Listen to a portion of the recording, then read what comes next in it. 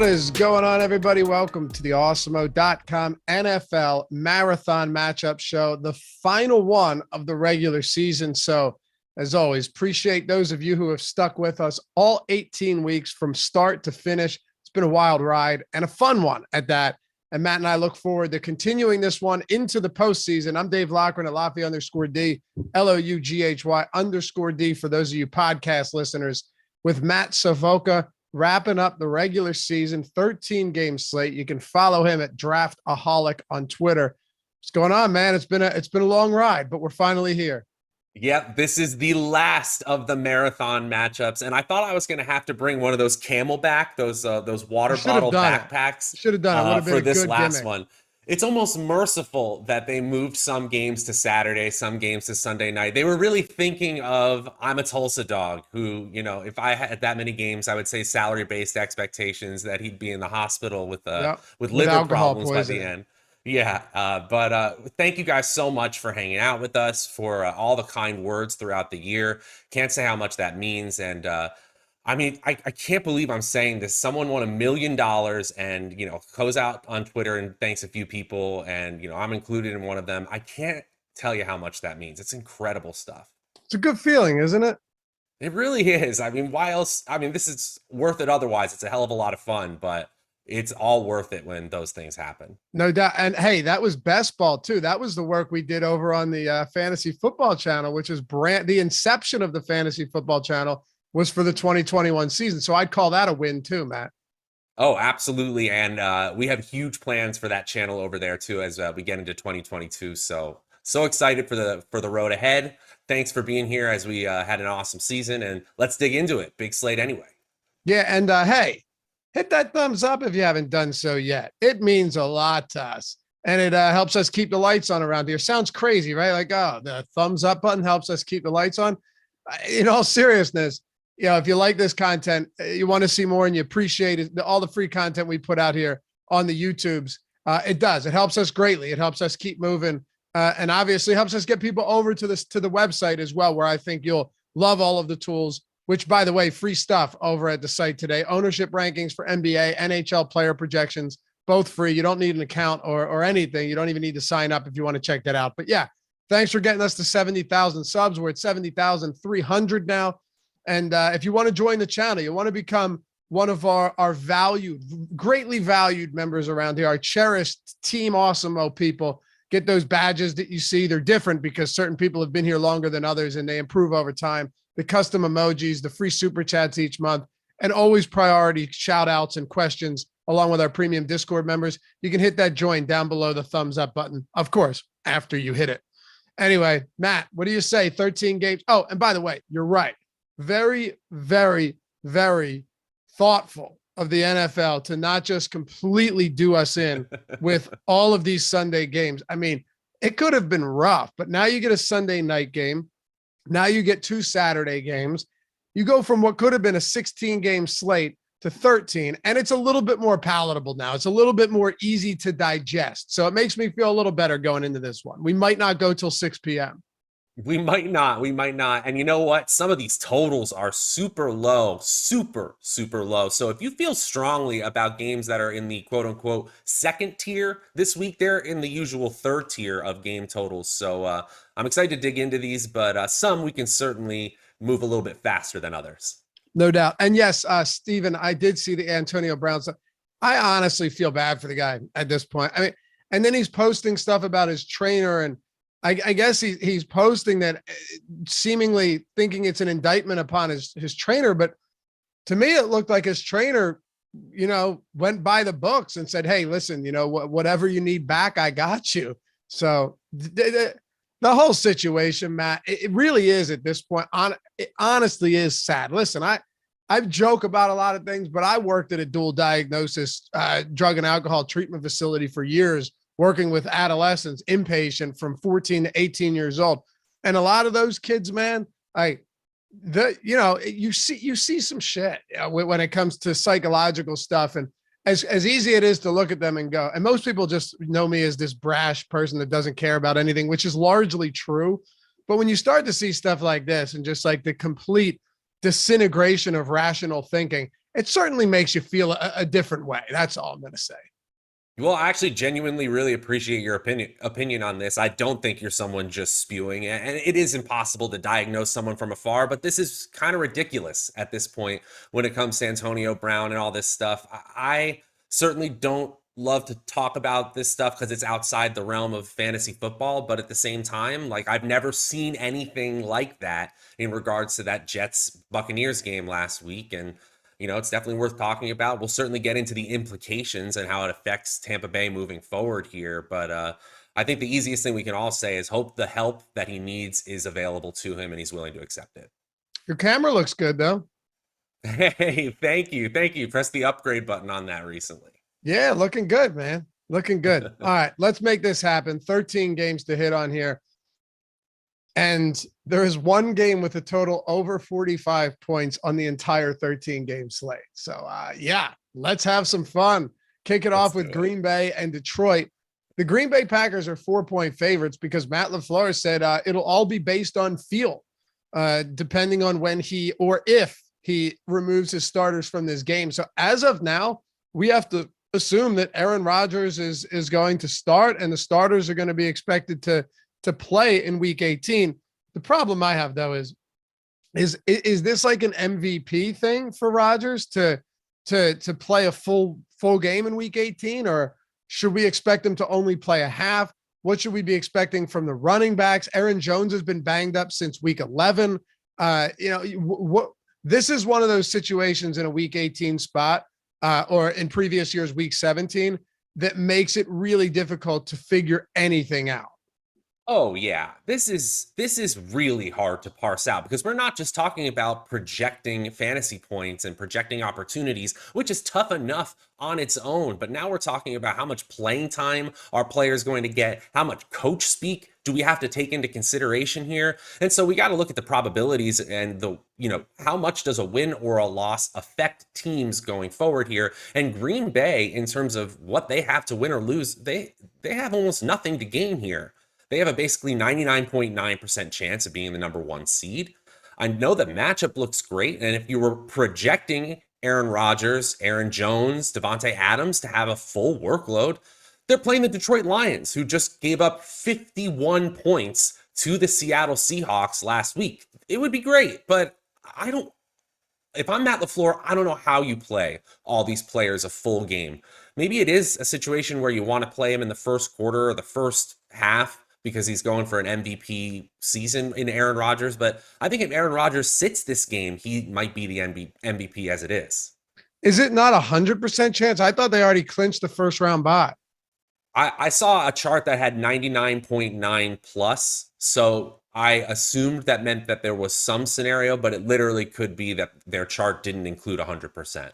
That might be it. Yeah. Because I'm seeing that either way, we know that they're getting that first round bye. We know that they've clinched, that they got the 1 seed. So as of now on a Thursday, Matt, for those of you listening after the fact, maybe Saturday, Thursday, Friday or whatever, this is around 11 o'clock Eastern on Thursday morning, just to give you an idea of where we're at as far as news coming in and everything. But I'm staying away from the Packers right now. If we get word that, Aaron Jones is out, and maybe A.J. Dillon's expected to get a full workload against Detroit, you can definitely change my mind there.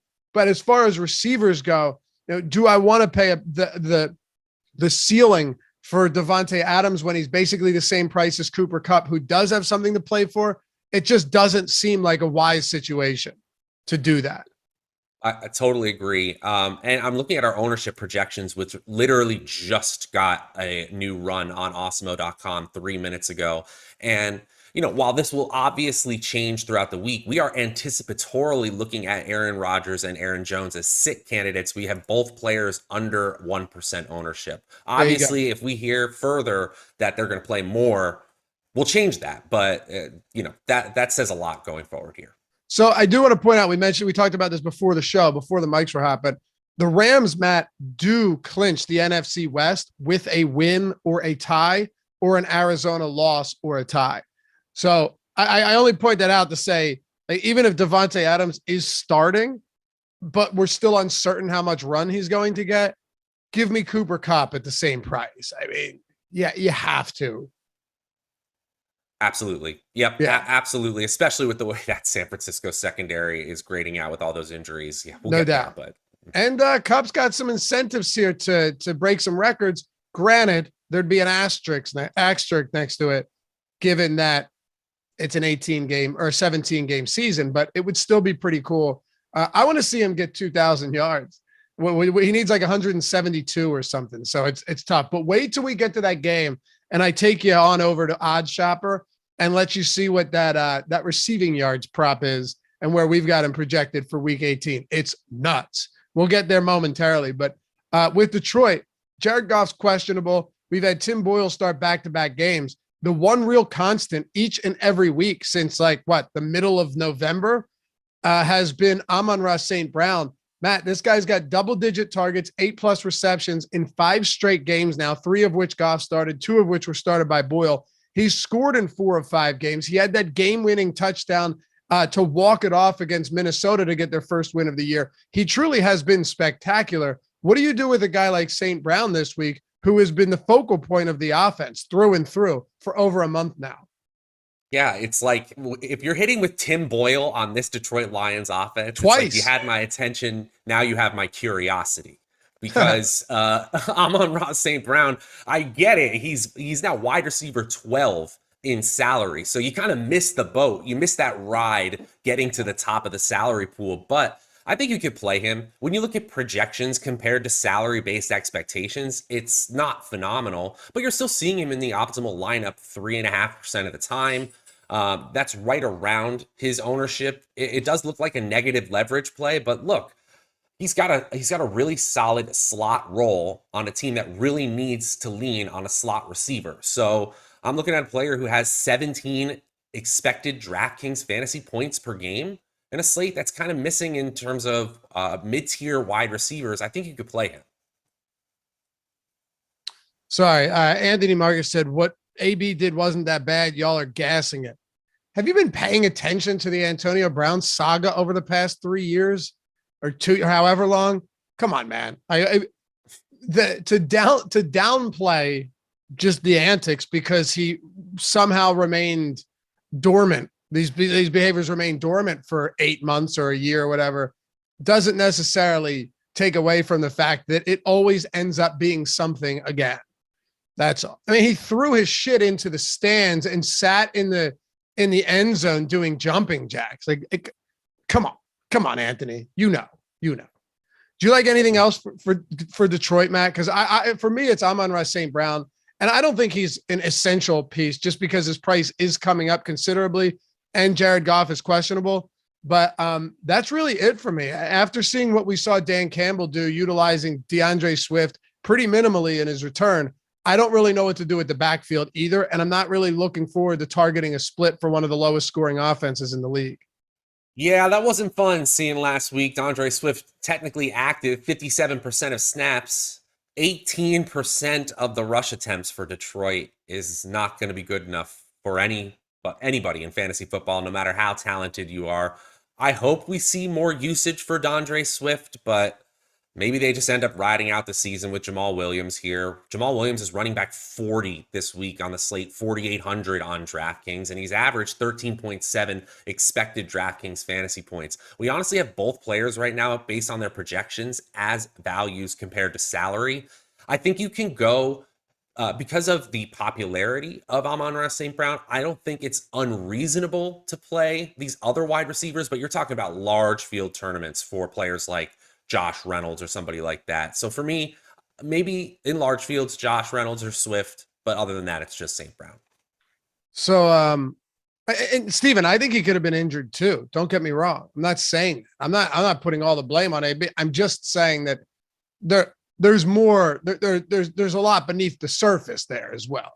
Okay. Anyway, the next game, Matt. I'll tell you what, I mentioned to Gajeski and Eric yesterday on the ownership show. I talked to Ben and Jordan about this on the First Look show on Tuesday, that if Dalton was expected to start, I probably would have gone back to a low-owned Darnell Mooney just because the guy is getting so many targets with Andy Dalton. We know Andy Dalton is prone to lock onto a guy. Allen Robinson has become nothing more than an afterthought this season, and it's unfortunate because I really liked him coming into the year. it's been Darnell Mooney if it's not David Montgomery. But with Justin Fields, amazingly, I have less faith in Justin Fields to get Mooney the ball consistently, or at least target him consistently, especially given his rushing upside, whereas Dalton's more of a statuesque quarterback than I do with Andy Dalton. So to me, Chicago is pretty simple. I'll go back to the well with David Montgomery against Minnesota in a game that has a pretty negligible 4-point spread in Minnesota. He's a guy that if they fall behind, even with Fields, is still going to see a good amount of targets and has seen 20 plus carries in 3 of his last 5 games. So Montgomery's my guy here. His price has come up. I don't think he's as much of a necessity as he would have been maybe last week, but this is the one guy from Chicago that I like. And I'm sure you'll talk about Cole Kmet too, but I have some reservations there with Fields back starting. Yeah, I think you said it. With a prototypical pocket passer, you look at players like Darnell Mooney and Cole Kmet really playing against the Minnesota Vikings, who are bottom 5 in schedule adjusted fantasy points allowed, which just contextualizes fantasy points allowed for the offenses that they've already played at this point. We know a lot at this point in the regular season. I would be not all in, but much more in on these players. Still, we're seeing them in the optimal lineup 5% of the time, or Darnell Mooney 5% of the time. That's right in line with his ownership around 6-7%. I'm fine there. David Montgomery is a fine cash play as well and has a projection right in line with salary-based expectations. But as you said, the salaries come up and the popularity has come up to the point where I think it's a reasonable thing to say strategically, I'm going to fade this player in tournaments. You got to say, though, in expected fantasy points per game, no player on this slate, or no running back on this slate, I should say, has more expected fantasy points per game over the last 6 weeks than David Montgomery. That's because of that receiving workload that he's gotten, though. If Fields comes in and starts to rush a little more, suddenly those targets go away just a little bit, and we don't see those expected fantasy points numbers quite as high. Cole Kmet, he's fine. I mean, you're talking about a player who's 3,400. So if you want to play a player who's 3,400 on a reasonably high total game, at least for this weird slate, go for it. But for the most part, he's disappointed compared to expectations all season. Now that we know Mike Zimmer has announced that Kirk Cousins will start this Week 18 game against the Bears, what are your thoughts on the pass catchers for Minnesota, going back to a guy like Justin Jefferson, especially with Adam Thielen on the IR? Because I think this could be quite the smash spot for Jefferson. And let me say too, in that game last week against Green Bay, where they were down 37-10 on the final couple drives, Justin Jefferson never came off the field. He played till the final snap. So is that any indication of what we'll see out of him this week? I don't know, but I would say probably. I don't really have any concerns that Jefferson isn't going to be on the field.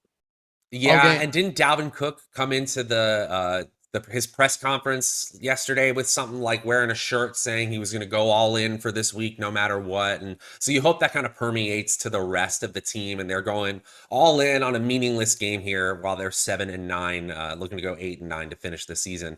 I think Justin Jefferson's a really solid play in all formats here. We have him as a 17.5% chance of being in the optimal lineup. That's right in line with ownership here. And he's actually wide receiver 1 in expected fantasy points, not Cooper Kupp, again, over the last 6 weeks in sample size. Now, in fantasy points versus expectation, it's a much different story. You could say that's because he's playing with Cousins and Sean Mannion, but still, when you look at opportunity, Justin Jefferson looks as good as any receiver in football, especially on the slate, which doesn't have a lot of premier options at wide receiver that we know will play the full game.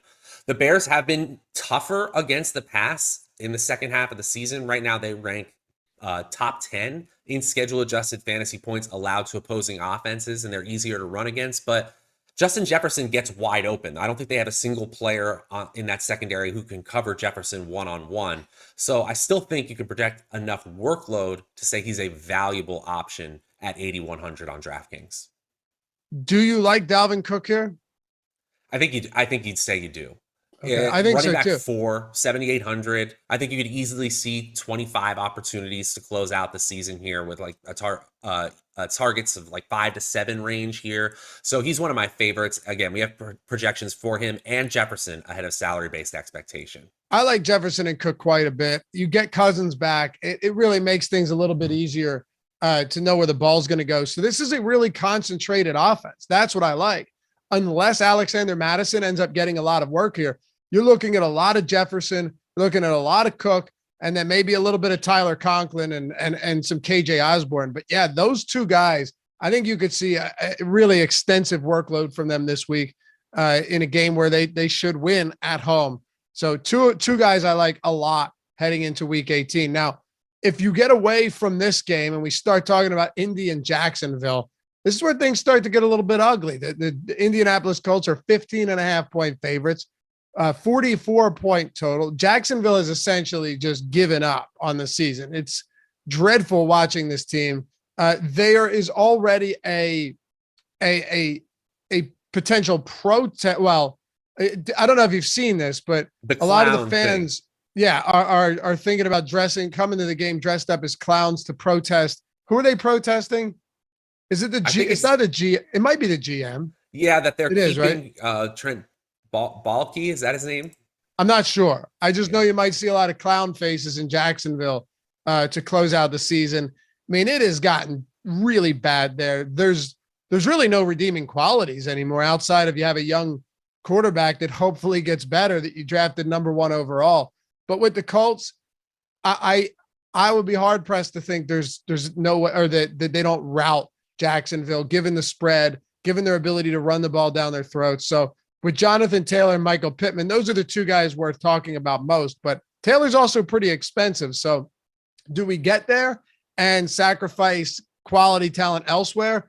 Or do we maybe get away from Taylor and hope he does something similar to last week where he had a decent game, but certainly not a slate breaker? Yeah, I'm not surprised to see that 1 in 5 lineups are expected to have Taylor on their roster this weekend. That makes a lot of sense to me. You're playing the Jacksonville Jaguars, who, as you said, essentially have given up this season. While there are technically some defenses that are worse than them in the NFL, they're so below average in basically every single metric that I think Jonathan Taylor easily has the highest percentage of being the top scoring running back here. I will say the thing that disturbs me the most about the Jacksonville Jaguars season is the Subway commercials for Trevor Lawrence. Imagine how much hair is in those Subway sandwiches as it's blowing all around. It always gets me so upset. Anyway, I digress. I do think that Michael Pittman has a huge ceiling here against the Jaguar secondary. Well below average in schedule adjusted fantasy points allowed and easier to pass upon than rush against. But we're talking about them trying to close out their season and have a solid seed in the playoffs. Jonathan Taylor could easily see 25 rush attempts on his own, especially if Indianapolis is just trying to close out this game. I mean, the Jaguars put up no fight against New England last week. It was an embarrassment. So I don't know how you can project anything better going forward here. I want nothing from Jacksonville. And yeah, you're right, Strammy.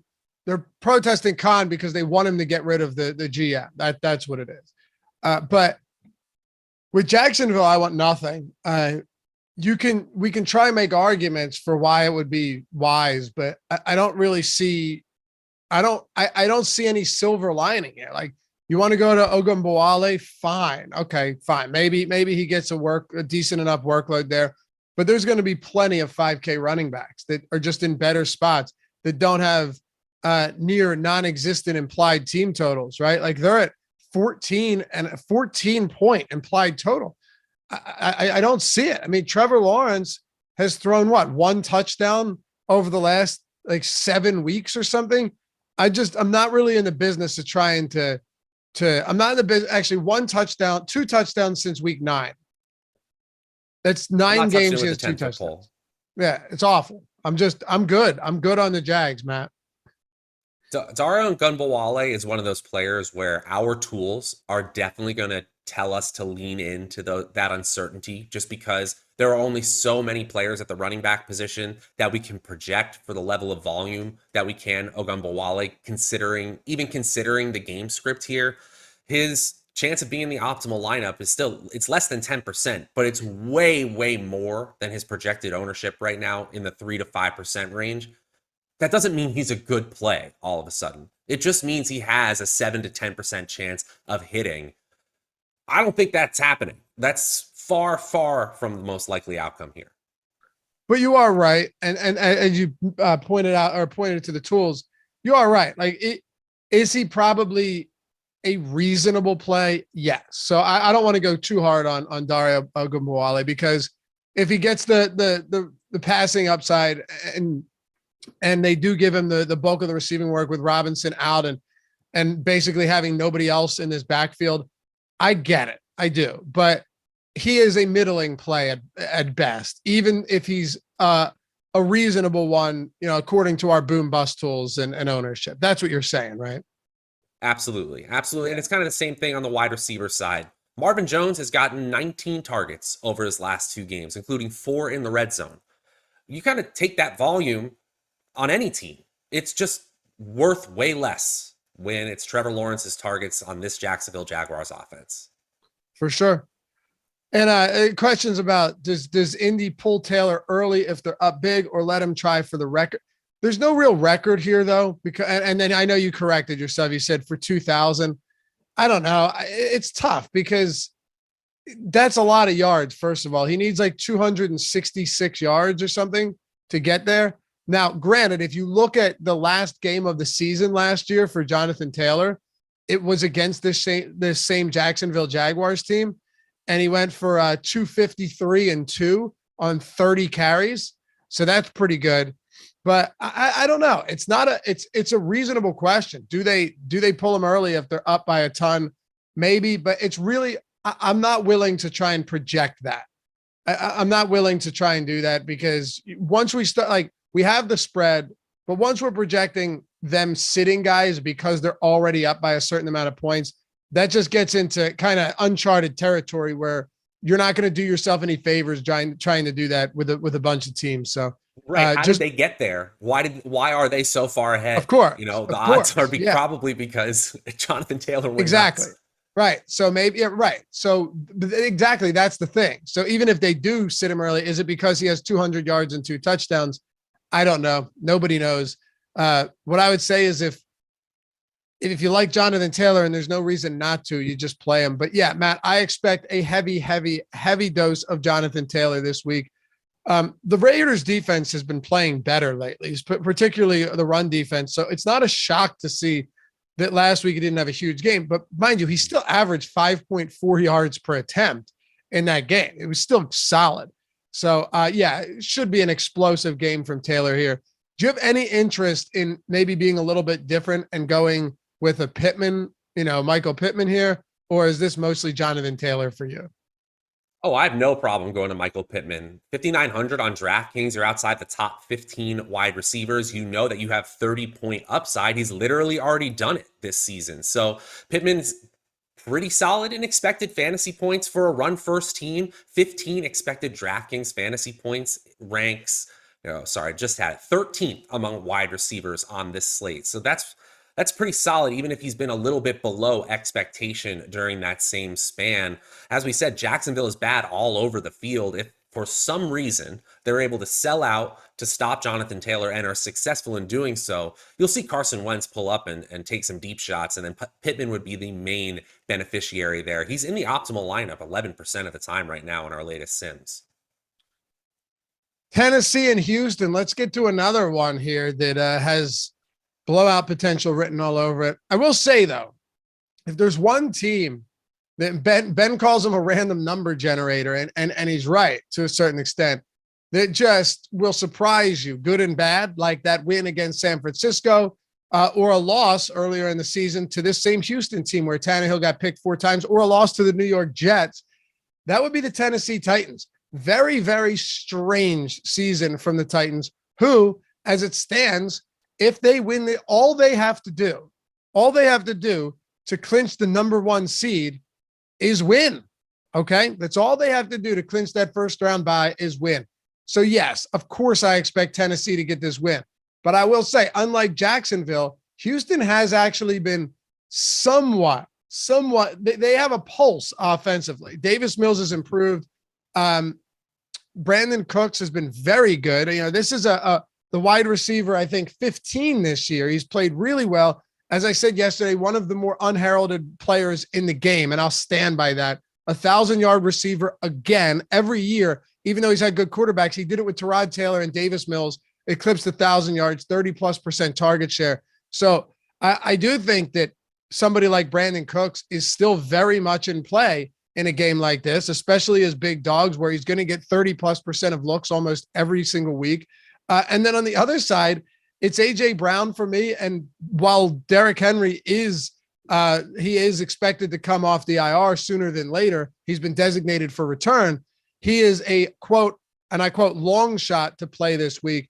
So D'Onta Foreman, AJ Brown, Brandon Cooks are my three guys from this game that I like. And I don't even hate having like a secondary stack with an AJ Brown and Brandon Cooks with no quarterback.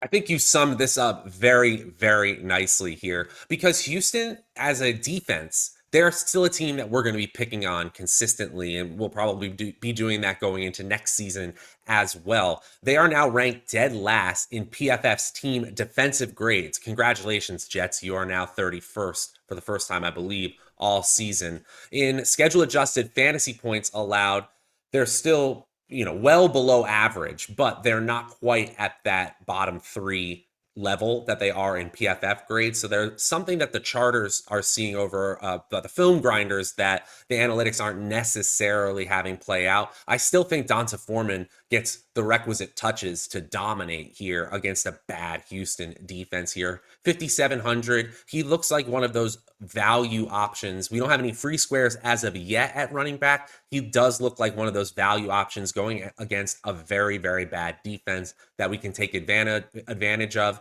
You said it, Ryan Tannehill and A.J. Brown are in great spots. A.J. Brown's salary is certainly palatable at $7K. He's actually wide receiver 5 in the games that he's played over the last 6 weeks in expected fantasy points per game. And then on the other side, it's all about Brandon Cooks, who somehow will just be 28 years old when next season starts. Yeah, all he does is outperform expectations this year. 7th in target share among wide receivers, 3rd in air yard share, and even on this atrocious Houston team, he's 18th in fantasy points per game. So when you're getting this much volume in a game that, at least for this week, has a relatively decent total. I can't believe I'm saying 43 is a decent total, but here we are. You can definitely play this whole game stack. I kind of like it. Me too. It's not the ugliest thing. What about Rex Burkhead, who actually has some incentives coming into this Houston? Who would have thought that he could hit his incentives? Rex Burkhead this year. I mean, they probably just tossed that into the contract. Like, here, pal, take this, knowing that he would never hit. But here he is now, Rex Burkhead, actually playing pretty solid football recently, and was in the Millie Maker. He was in the optimal lineup just 2 weeks ago.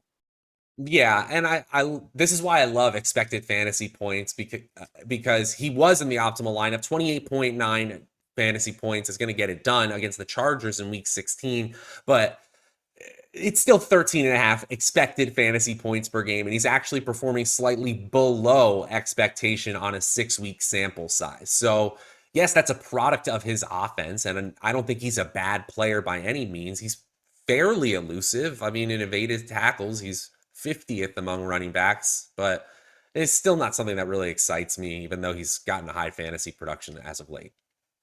Clownin in chat says, we do have a free square Pirine with Mixon out. Honestly, dude, I don't think that is a free square. He's not, like, they preemptively priced him up. So you're paying the same for Pirine as you would be for a lot of these other 5K running backs. They're touchdown dogs without Joe Mixon, without Joe Burrow. Yeah. I don't know. To me, in all they have a 16-point implied total. It's, believe it or not, the 4th lowest on the slate, ahead of only the Jets, Jaguars, and Giants. The outlook is actually somewhat bleak, and we'll get there. But I'm willing to have that conversation, so I'll entertain any of it. Anyway, Prize Picks. Shout out to Prize Picks, our sponsor. Doing big things over there. People have loved playing at prizepicks.com, whether they download it in the App Store or the Google Play Store, wherever it is. It's daily prop-based contests for football, baseball, basketball, hockey, PGA. Hell, they have cricket. They have so many sports, just a ridiculously expansive menu of player props over there, of which you can mix together. Say you build a 5-player lineup of props where there's no juice on either side. It's just the over or the under. You can do 3 NFL, you can do 1 NBA, you can throw a PGA in there and make it however you want. And if you hit 5 of 5, you 10x your entry. But unlike, now here, listen up. Unlike traditional books, where if you hit 4 of 5, you miss on the late night hammer, you're miserable. Say you're on the East Coast like me, you stay up all the way till 1 a.m. in the morning. You're like, I just need this last one, and I hit it. Huge. Let me get this 5th leg, go 5 of 5 here, and then buzzer beater, you lose. They blow a 15-point lead late, and a team that was laying 2 ends up winning by 1 on a meaningless 3-pointer by the opposition at the buzzer, and you're devastated. Not at Prize Picks. If you hit 4 of 5 on these props, you still 2x your money. Hell, if you hit 3 of 5, you still make money back. That's what makes it exciting. Also, the $100 first match deposit bonus when you use the promo code Awesemo, AWESEMO. That's pretty solid. But more than anything else, now, if you use our link that's in the description or the one that Jordan Klein is about to throw in the chat right now, you get a free month of Awesemo Plus Platinum, $90 value. So say you haven't had the resources to sign up at Awesemo, but you've really wanted to try it. You've watched our Hall of Fame segment. You see everybody winning. You see everybody on Twitter, and you want to try, but you haven't been able to yet. Here's your chance. Sign up at Prize Picks using the link. Get a free month of Awesemo Plus Platinum. Every single thing on the site, every single tool we have and we refer to throughout the shows, all built by Alex Baker, Awesemo himself, fella that just won $1 million on Sunday. Yeah, him. So, I mean, seriously, take advantage of this. And if you haven't done so yet, and you'll receive an email within 48 hours to redeem your free month of Awesemo Plus Platinum. Matt, you got anything for week 18 over at Prize Picks? So Stefan Diggs is playing the Jets, and I get it. He may not play the full game, but 65.5 receiving yards for Stefan Diggs. Let's go over. Come on. Okay. I dig it. Plus, he's got some incentives. Yeah, that's what I'm looking at here. I think someone mentioned it in chat as well. He's getting 100 yards and a touchdown. He might be my lock it in live before lock pick too. I'm going to go, and this could be surprising to you. I'm going to go over 56.5 rushing yards for Saquon Barkley, because this team at this point, their entire objective is just to avoid being totally embarrassed. They had negative 10 passing yards last week on the game, the entire game, negative 10 passing yards, and they ran the ball 100 times. I mean, Barkley had 21 carries in a 26-point loss. I think they'll just feed him again. And if they do, he doesn't need to be great. He just needs to average more than like 2.8 yards per attempt. So I think that's pretty solid. PrizePicks.com, App Store, Google Play Store. Use the promo code Awesemo, get $100 first match deposit bonus, and use the link, get the free month of Awesemo Plus Platinum. I don't know what you're waiting for. I mean, it's an opportunity that, if not taken advantage of, one may call you silly. All right, Matt, let's keep going here. We got 4 down, 9 to go. Some of these will be cruising through, but this one, Pittsburgh, 5.5-point dogs at Baltimore, 41.5-point total. They tried to give Ben Roethlisberger his Kobe, home retirement game, and my God, was it ugly. He averaged 2.7 yards per attempt on 46 pass attempts. Truly, truly disgusting. And if I told you that a guy in Deontay Johnson was going to have 8 receptions and 15 targets, you'd be like, oh man, he must have broke the slate. Nope. He had 17 fantasy points on 8 receptions and 15 targets because he had 31 yards. Crazy. Yeah, and now he may not be playing at all, because right before the show started, we got news that Deante Johnson has tested positive, or at least is being put on the COVID-19 list, which isn't great news when you're on the road at Baltimore and you need a win, and a Jacksonville win, in order to make the playoffs. So it was a weird, bittersweet send-off with Ben Roethlisberger last Monday night. It was nice to see them win, but it was kind of capped by plays by Najee Harris and their defense. And as you mentioned, it was a historically inefficient game for a player who has thrown 45 or more passes. We're not very bullish on Ben Roethlisberger in fantasy football. I think we can leave it at that. Najee Harris, on the other hand, he's getting a ton of work. he, even on this offense that doesn't really make it into the red zone as much as we want, is still getting over 17 expected DraftKings fantasy points per game. So you can play him at 7,200. And then we got to look at Chase Claypool and Pat Friarmuth now that the target monster that is Deontay Johnson is unavailable. So now we're talking about players who are 5,100 and 4,600 respectively, who have decent shots at double-digit targets and could theoretically see a dozen or more here. Baltimore's defense, especially in the secondary, has been questionable this year. They're bottom 10 in the league in schedule adjusted fantasy points allowed, and they lean towards being a pass funnel. So if Ben Roethlisberger can pull this one out, it'd be great, but I kind of think the ceiling of the whole offense is lowered with no Deontay Johnson. It absolutely is. It is. And oh my God, Lulz said, I'm almost certain Matt has draft-a-haul in that mug. That's a total Norm Macdonald type joke right there. So nice work. Best comedian ever. I just finished his book. I had it laying around and I read it. Great book too, man. Great book. Norm Macdonald, one of the best. You know what disappoints me about that, Matt? I had tickets to go see him in November in Times Square on Broadway. Sorry. Man. And yeah, he died right before that. Can you imagine he was still doing shows though, and nobody knew that he was even sick? What a baller. Gone too soon. I'm sorry you didn't get to see it. Yeah, it sucks. Everyone who only knows him from Weekend Update, because that's like my least favorite aspect of Norm Macdonald, needs to go watch his old shows. They'll thank me for it later. His old stuff, his stand-up. Some people just don't get him though, right? They didn't get him. That's okay. I get it. They'd rather watch a guy with like puppets on stage or something like that. And, that's fine too, but not me. I appreciate talent.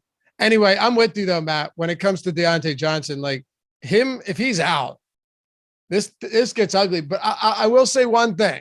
If you're looking for actual value and maybe you're playing Taylor and some other high-priced guys, Ray McLeod might be the guy, especially if Deontay Johnson's out. I mean, he has 18 targets over his last 2 games, and he has 8+ targets in 3 of his last 4. So if McLeod, who is close to minimum salary, is going to get another boost with Deontay Johnson, presumably out because he just landed on the COVID-19 list recently, then I actually don't think that's the craziest idea, even if it's just from a PPR standpoint. Sure, on a full PPR platform, a player like McLeod is even more interesting because he's running short area targets. Honestly, I was doing a little bit of research, and it kind of looks like McLeod has the Juju role right now, at least for the rest of this season in the slot, and they're moving him all around the formation. You're talking about a player who's playing 65% of snaps as of last week, and he had 5 red zone targets. So if you're a slot player with a low average depth of target, like Ray McLeod is, you better be getting tons of target volume and red zone looks. And as of late, he's gotten both. So at 3,800, I think he could be a really, really interesting play. I'm interested to see if this comes up with Deontay Johnson ruled out, but we only had him in 1.6% of the optimal lineups in our latest simulations. I think that easily could get up to 10% as people realize the situation changing here. No doubt. Now with Baltimore, Lamar Jackson still isn't practicing. I don't think he plays. I don't know. I said that last week and he didn't play. Remember they said he had a pronounced limp when he was trying to practice on Wednesday. Now he's not even trying to practice on a Wednesday. I don't know. Like he's going to have to get in a practice today or tomorrow and look semi-decent if he has any shot of playing at this rate. So I don't know, Matt. I mean, if Lamar Jackson, and another thing too, is they're 5.5 point favorites? Yeah, Baltimore's still a 5.5 point favorite. So the line would suggest that he is playing, but if he's not practicing, what am I supposed to take away from that? Yeah, and honestly, does the line change? The line doesn't flip if Lamar Jackson is ruled out. Am I correct here? Like it's still Baltimore favored, but probably it's just the home field advantage that they would be getting. Yeah, I would say like 3. Game. Yeah, that's how I feel as well. Huntley, from a fantasy perspective, has been fine, and Baltimore would relish in playing spoiler to Pittsburgh's season and to Roethlisberger's career as well. But, you would prefer Lamar Jackson to play if you're going to Mark Andrews or Marquise Brown. Actually, I don't know at this point with Mark Andrews. He seems just about quarterback proof. If, he didn't have a great game last week, but the second half of the season has just been absolutely unreal for him. I don't know with this team. I think the front office of Baltimore is one of the savvy front offices who might say, like, hey, if you are at all not 100%, you're not playing at this point, because we'd rather have the 12th pick or the 13th pick than the 16th pick, which is where they're currently at right now in the NFL draft. They have a stupendous roster coming in for 2022. They just need to get right overall so that they can make a run and be much healthier next season. Hit that thumbs up if you haven't done so yet. We got over 200 watching right now for the marathon matchup show. I mean, this is exciting stuff. Everyone wants to be here as we close the season out. And hey, if you already did sign up at Prize Picks, I meant to mention this earlier, just to throw this out there. We only have 2 days left for these promos, but Jordan, if you want to throw that up on the screen, 2022 gets you 22 days for $20. Everything on the site, Awesemo Plus, ownership, player projections, top stack tool, boom bust tool, lineup builder. You can get the Fantasy Cruncher add-on if you want. All of our premium articles, all of our advanced stats, you name it, free. No, I'm sorry, not free. 22 days worth for $20 using the promo code 2022, or happy 22 will get you 20% off everything for the entire year, a whole year. It's an investment, but it's a good one. And many people do it. Happy 22 gets you 20% off everything on the site for the year. Awesemo Plus Platinum annual. You don't even have to type these promos in. If you go to awesemo.com/promos, you can just click on whichever one you want. So check that out if you want to join us, and be sure to join our premium Discord when you do. Hop in the channels, great community. And of course the office hours where you got the pros helping you fine tune your game and become a better player as well. All right. Where are we at, Matt? Did you want anything else for Baltimore? Let's talk about Rashad Bateman. He has enough usage where in a GPP, I'll play him. He's 4,900. His projection comes in ahead of that. He's the only one of the big three right now. And again, this could change going into Sunday, who has a projection ahead of salary-based expectations. Pittsburgh's defense looked good last week, but they're still just league average in schedule-adjusted fantasy points allowed. Washington and New York Giants, 38-point total. This is what you meant when you said Tennessee, Houston's 43 totals. Actually, somewhat decent. 38 points, truly atrocious. And now you've got the Washington football team who should get Antonio Gibson back. This is a guy who generally would not practice or was limited in practice midway through the week with a bunch of ailments or whatever. So I'm assuming he's fine. They activated him from the COVID-19 list. Do we still have his ownership way up there? Last I looked, we did. Yeah, we do. Yeah, he's up there. He's up there. All right. I mean, he's the one guy outside of this. If you wanted to take a look at maybe Bates, because tight end is horrible outside of the top guys, I get that. But like, how much faith can we put into Terry McLaurin right now? It's kind of tough to like any of these pass catchers. So I'll let you break this down, but I think we have to start with Antonio Gibson as a touchdown road favorite against the Giants, who are not only beleaguered, but have essentially given up on the year. Actually, this is the closest thing we have to the free square. I'm going to counter the people who are saying it's P. Ryan and say Gibson right now at 5,800 on DraftKings, the 22nd highest salary running back. We have him projected inside the top 5 right now, and that's a lot to do with the matchup, right? The Giants are a terrible defense and a terrible team. David Montgomery absolutely steamrolled them, and it's not like Chicago's offensive line are world beaters. So I think Antonio Gibson, who could easily see 17 to 22 total opportunities this week, looks like a really solid play as a road favorite. You can play Terry McLaurin, but I don't think you need to. Wide receiver 16 in salary is still too rich for my blood, 6,200, and you're talking about a player who, in this offense, I know the quarterback situation has been in flux, but 9.6 expected DraftKings fantasy points per game over the last 6 weeks. First of all, that's egregious underusage for Terry McLaurin, but it's not enough usage on this bad team and this bad total. I can't believe 38 points is the second lowest total game. Like, come on. I just can't do it. If you want to play him in a large field tournament or go to someone like Adam Humphries, who's on the field a lot, or Jared Patterson, because you think Antonio Gibson isn't right yet. If you're trying to win the Millionaire Maker, sure, go for it. But other than that, it's just Gibson for me. Me too. Tony says, I wouldn't bank on Gibson getting a ton of carries. Look, here's the truth, man. You could be right, but I think there's a million other players we could say that about this week. It's just, there's never going to be 100% certainty with anything like that. It will be interesting to see what the props look like in terms of carries. I don't think, we don't have anything on that yet, particularly for this game. But yeah, I mean, you might see Gibson with a 16.5 attempt prop. Who knows? But yeah, he's the only guy for me. And on the other side, Jake Fromm is starting, expected to start. This team, man, from injuries to the receiving core all year to just injuries to the quarterbacks to being completely inept most of the time offensively. It has been a dreadful season for them. They have a 15.5 point implied total. The only thing I will say, and listen, I'm not saying you have to get to Saquon Barkley here. I don't think you do have to. But if you're playing a lot of lineups, he's probably someone you want a little bit of because Washington still is not particularly good either. And Barkley had 21 carries last week. They lost 29-3.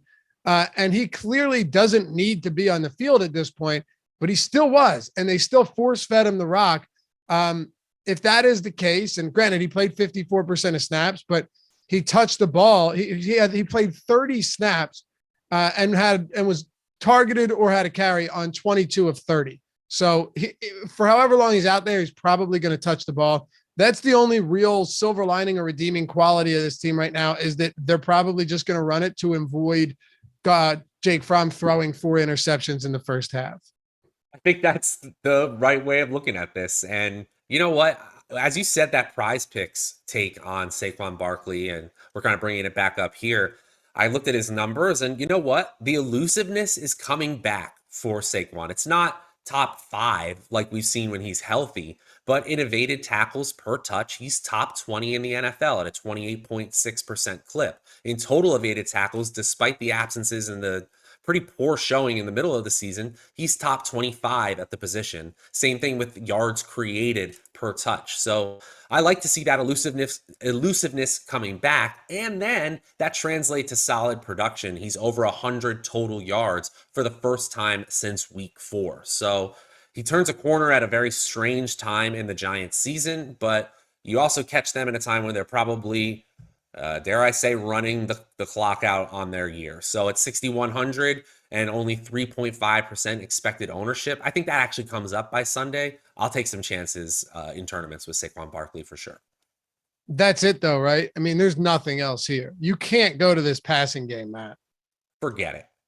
I mean, if you win $1 million with Fromm and Kadarius Toney or Galladay, who no catches last week, good for you. Good for you. And whenever you speak with brevity on a team, you know it's bad. What? I'm verbose? Are you kidding? Whatever. I'm not saying you're verbose. What I'm saying is you're generally willing to find something that could be of value, right? For large field tournaments, which is a good thing. That's why people like this show. But when you just come out cut and dry, forget about it, I want nothing. I'm saying that tells you all you need to know, right? I think that's a fair analysis. I think that's definitely fair. One of my goals every single DFS week is to not have anybody who blows up surprise me. I want to have at least gone through the thought process of how do they hit and decided yes or no that they will or they won't. I'll take some L's, but if they come out of nowhere, like Christian Wilkerson was one, never heard of him, didn't know who he was, not in a player pool. That stuff frustrates me. And so I try to dig that stuff up for you guys as well. Yeah. The optimal lineup percentage I'm just scrolling down to the Giants here. Oh boy. Okay. So yeah, there isn't a single one of them over 1% outside of Saquon Barkley. Saquon Barkley has a slight positive leverage score, and that's it. So yeah, I think we're on the right page here. We're going to be on the right side of history, Matt. Don't you worry. Let's talk about Cincinnati and Cleveland. Cincy, no Joe Burrow. He's not going to play. So Brandon Allen expected to start. Mixon's on the COVID-19 list too. He's not expected to play. I don't know what's going on with the rest of the starters, but they are 6-point dogs here with Baker Mayfield on the IR on the other side. Hell, I don't know if that makes it. Maybe if Baker Mayfield played, the Bengals would be only 3-point dogs. But somebody mentioned earlier that P. Ryan is a free square. I'm not necessarily sure I agree with that. I think he's fine, but I wouldn't just lock him in as a free square here because they have a very low total. They're touchdown dogs. I mentioned all of this before. And they have a backup quarterback. Cleveland's defense is at least serviceable. I don't know if this is as much of a smash spot as you'd think, especially given that P. Ryan's already a guy that gets, a relatively decent amount of work. He's in the offense. I wouldn't even be shocked if they ended up going to like Chris Evans here as a guy that gets a lot of the work. So a little bit concerning to me. I completely understand. And Clown in 01 in chat, he makes a case for P. Ryan basically with lower salary, having a backup quarterback, essentially the same thing as Saquon Barkley. And so I do think from a volume standpoint, P. Ryan is going to look fine here. But these are both super, super low total games. The probability of this game, Brandon Allen versus Case Keenum, being a shootout where someone produces a have-to-have-it score, there is a probability above 0% simply because Jamar Chase and T. Higgins might be on the field, right? There are Nick Chubb as well. There aren't really any other players outside of those three who are really capable of producing have-to-have-it millionaire maker scores. I just don't see it with P. Ryan here. If he gets 25 touches and suddenly he's cracking off 5 to 6 yards per touch, yeah, obviously we'll have to say, I'll eat my words here. I just think that in this game where I don't expect a lot of points needed to win here, I think we're taking a lot of empty carries. And like you said, Loughy, there's still a possibility that Chris Evans works in the passing game or at the goal line. We talk about quality opportunities. Those are targets and rushes inside the 10-yard line. Do we really have a guarantee that P. Ryan is getting those quality opportunities on this team that doesn't expect to be scoring a lot? Right. I don't think so. And that's why I get the argument of someone saying P. Ryan's a better play than Barkley. Barkley has Fromm. I get it. My whole point was that Barkley and Booker had 38 combined carries last game. And it feels like the Giants are going to run out the clock by running the ball. Run out the clock in the season, as Matt said, by running the ball. So, yeah, are these going to be highly efficient carries?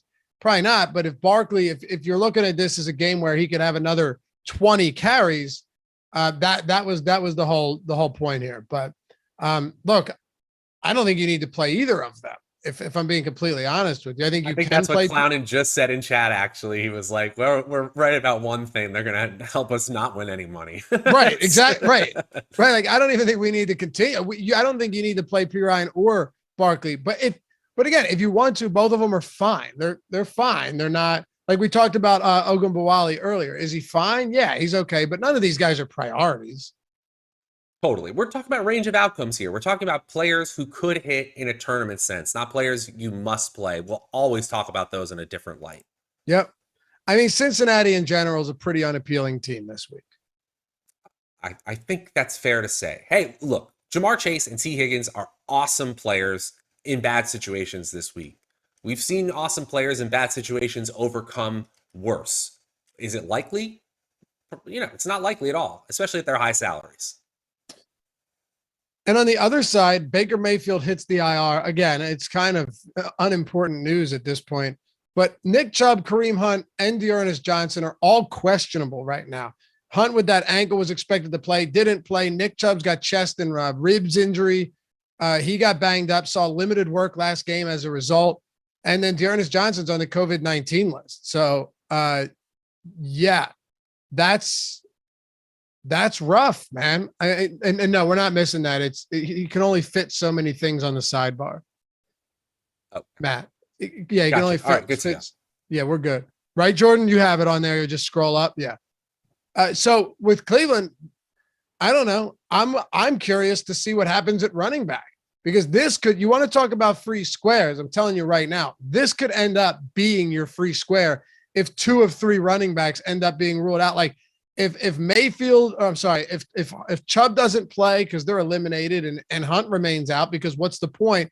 And Dearness Johnson ends up getting activated and plays, that would be huge, right? He was vaccinated. So, or if they're all out and like Demetric Felton at minimum salary gets that work. They like to run the football. This will be a situation I'm paying very close attention to, Matt, given that they're already 6-point favorites at home without Baker Mayfield.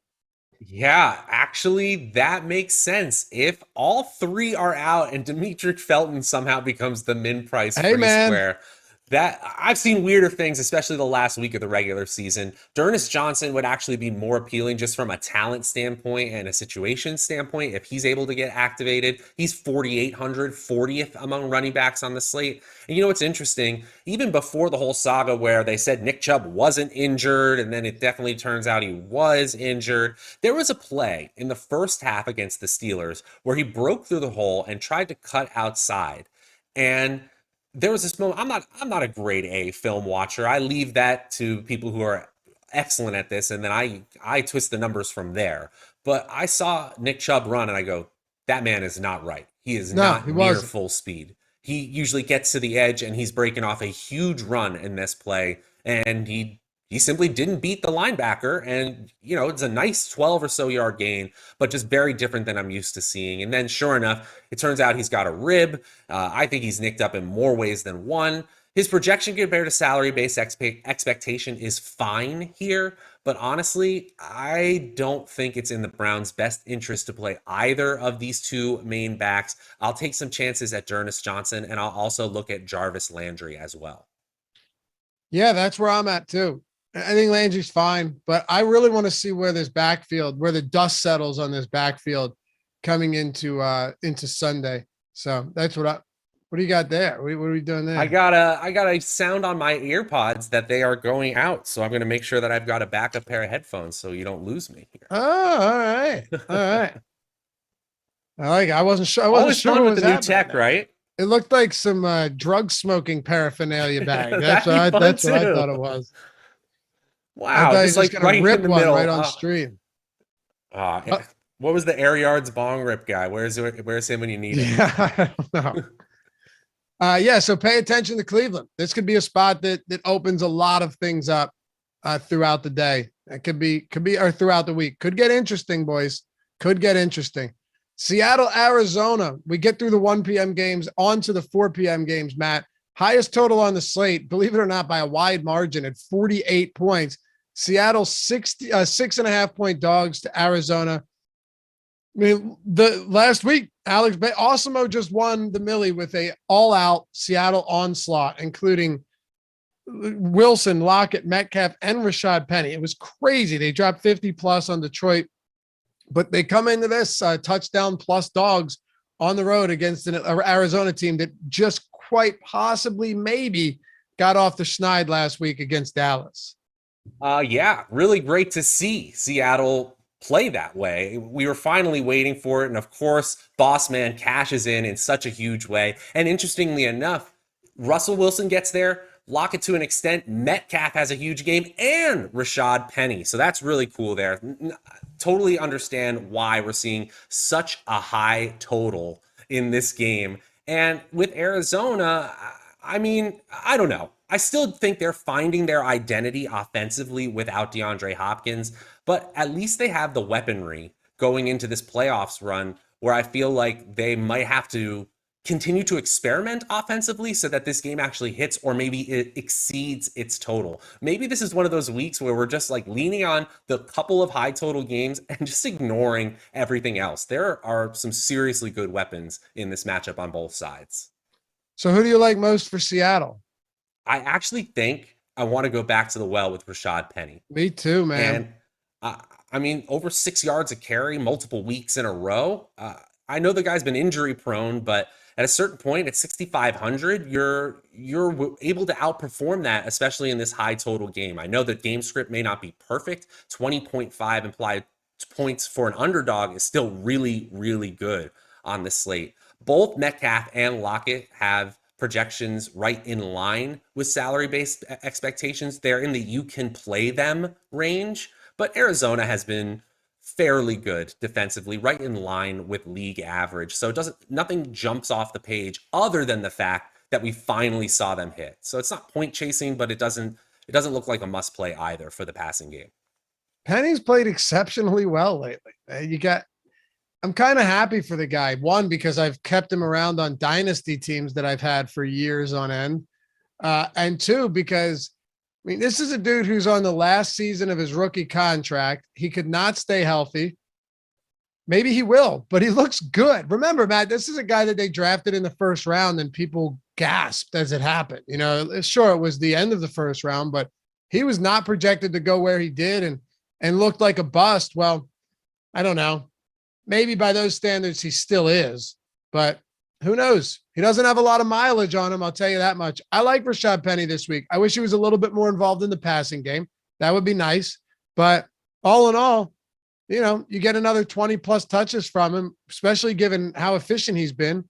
I can get on board with it. I absolutely can. Now, on the Arizona side, James Conner was this. Arizona's been so weird with injury reporting and all the speculation that we've seen, whether it's around Hopkins before and Murray, and then Conner, who they're optimistic that he'll play. He's going to be out there and then he's inactive.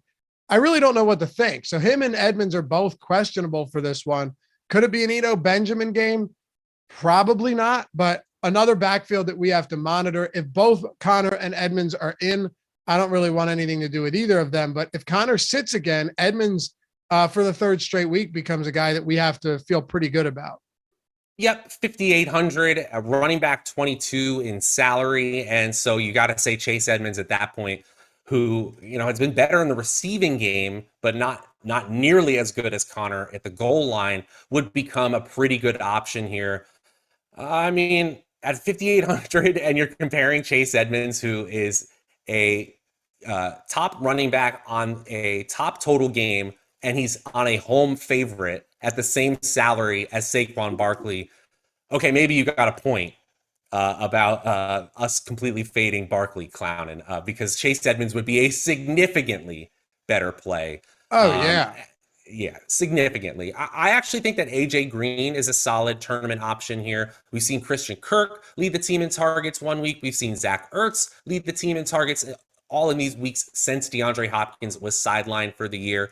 AJ Green's usage has been a little bit more volatile, but he's still at basically double-digit expected fantasy points per game over the last 6 weeks, 5,400, and Seattle, not that great in schedule-adjusted fantasy points allowed, below average, bottom 10 actually in against opposing offenses. Hey, Clownin, thanks for the super chat, man. Appreciate you. So, how much do you want to do with this Arizona passing game going into Week 18? Let me also point out, Matt, before we do this, that Arizona has clinched a playoff berth, right? But they will clinch the NFC West division title with a win and a Rams loss. And I want to be clear about something here. This is not by any stretch out of reach, because the San Francisco 49ers are also playing for a playoff spot, and they clinch with a win or a tie, or a New Orleans loss or a tie, but both teams play in the 4:00 slate of games. So huge game for San Francisco, arguably bigger than it is for the Rams, who are already going to be in the playoffs, even if they don't happen to win their division. Yeah, I think what we end up seeing with these NFC West teams is they all play their hardest and they all play their starters, which is great because if the starters are available due to injury, which is great because I do feel like this game has a pretty solid probability of hitting its total. And it is the highest total game on the slate. That's a really good combination. And the fact that the San Francisco LA game is at the same time, it adds to the probability that Arizona has no choice but to go all out in this matchup. Top options from Arizona for you, Matt? Sorry. I do think we're going to go with Chase Edmonds. If it's a free square, James Conner is not out of the question if it's both of them, though, even though the salary is high at running back 13. After that, probably Zach Ertz, 5,300, and AJ Green at 5,400. I like Ertz a lot this week at a kind of shallow position. One more thing. Justin Fields was just placed on the COVID-19 list, so he's almost certainly going to sit. I'll go back to Darnell Mooney. I think it benefits Montgomery from a pass catching standpoint. I think this is objectively a good thing for guys like Mooney and David Montgomery. So I'm back to where I was Tuesday and Wednesday. I think Mooney's perfectly solid, could get peppered with targets, and then David Montgomery in the passing game benefits even more.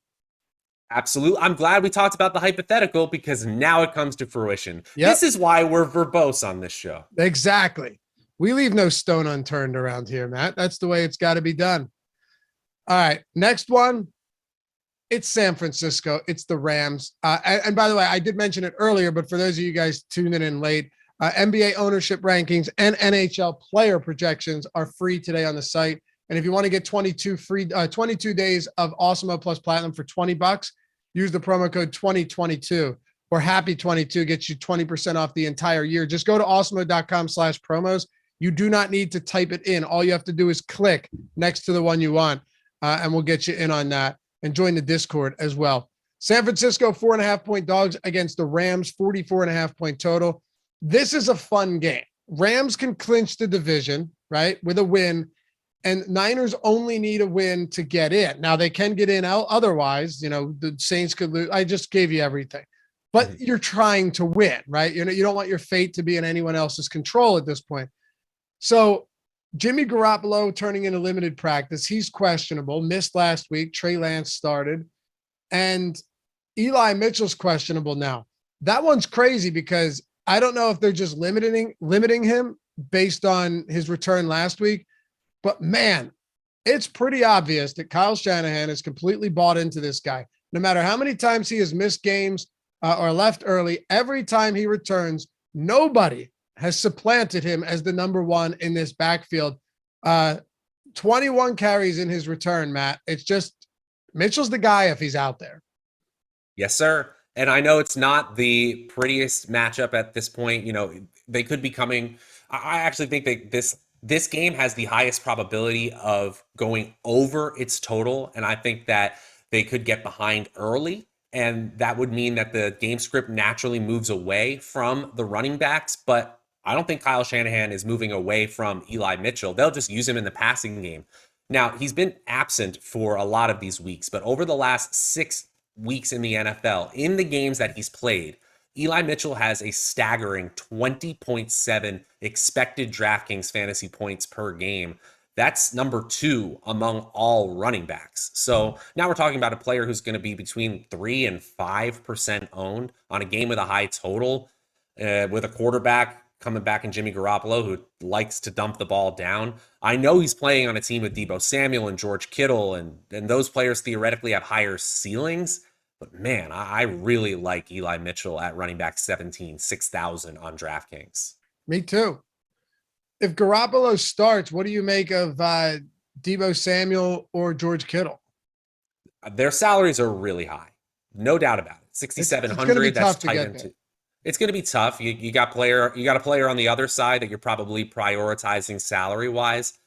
Wide receiver 3, for Deebo Samuel is really, really steep. We have him projected inside the top 10 at the position, but not the top 5. He's in the optimal lineup, 1 to 3% of the time. But I will say his ownership does look like it's being tamped down because of that high salary. It does look like one of those pay up to be contrarian spots. The Rams are not unbeatable in the secondary by any means. They're just league average in schedule adjusted fantasy points allowed, and they actually lean a little bit towards being a pass funnel. Do you like Trey Lance if he starts? I like Trey Lance as a fantasy player because he throws deeper on average than Jimmy Garoppolo, and he runs more on a per play basis. So those are 2 fundamentals that I want to lean on whenever it's the same overall offensive scheme. I kind of feel like the LA defense coaxes Lance into more turnovers with there being slightly more upside for the skill players. So it's kind of a wash between Lance and Garoppolo. For the skill players, Lance is a better fantasy asset if he starts. So if you look at the Rams, I mentioned earlier in the day or in the show that we would talk about this when we get there. Cooper Kupp, Truly remarkable season. Everything about, not enough superlatives. I've said it a million times to describe how good this guy has been all year. He has 95 plus yards in all but 92 plus yards in all but one game this season. That is nuts. I mean, he's 1,829 yards, 15 touchdowns, 138 receptions, just truly insane. He could hit 150 receptions this week with 12 more, which would be, his second highest total on the season. But still, as much as I love this guy, I'm with Odd Shopper here and our projections on the prop. DraftKings has his prop, and you can over at Odd Shopper, you don't have to search for the best prop. We'll give it to you with the highest expected ROI. You can just sort by that. You can sort by expected win rate. And since we aggregate all the props from every book that's available to you, we tell you where the best one is to bet, where the best line is, where the one has the least amount of juice. DraftKings has him at 126.5 receiving yards. That is a lot of receiving yards. We have the under with a 68% expected win rate, 27% XROI. I will be hitting the under here. Now, this doesn't mean that I don't like Cooper Kupp, Matt. It's not the case. It just means that, and you have to consider this, 126.5 receiving yards as a prop is a lot of yards for anybody. There's a lot of ways it goes right for Cooper Kupp, and he has a great fantasy day, and he doesn't have 127 yards receiving. Sure. You could have 2 touchdowns and 10 targets, catching 9 of them for 97 yards, and you're still thrilled that you had him in fantasy, but he's still coming up. It's a minus 34% ROI on the over right now. And this is where, it's almost like how people 5 or 6 years ago in the DFS industry used to harp on overlay hunting and make sure to get into tournaments where you got the edge because of the people who aren't in this tournament. Well, now the finding of edges is a little bit different because we have so many different ways to bet on these players, not just DFS. Take the under on the prop and play them in your cash games and tournaments. You can certainly do things like that while still believing in the player overall. And the matchup is superb. The San Francisco 49ers secondary looks decimated right now, injury-wise. And, Odell Beckham could be a good tournament option. It looks like Cam Akers might play here. So you can go away from Cooper Kupp, but Stafford and Kupp look like an amazing stack. They're top 2 in our stack value rankings, and Kupp is, in my opinion, the best overall player on the slate. I love Cooper Kupp this week. It's just 126.5 yards is a lot of yards to project. That's all. Look, our tools love him too. Mm-hmm. Our tools love him too, but it's our same projections that have him as a heavy under bet on that prop as well. So it makes sense to me. Now, what about Sonny Michel coming into this one with obviously Darrell Henderson on the IR? Cam Akers was activated from the IR, full participant.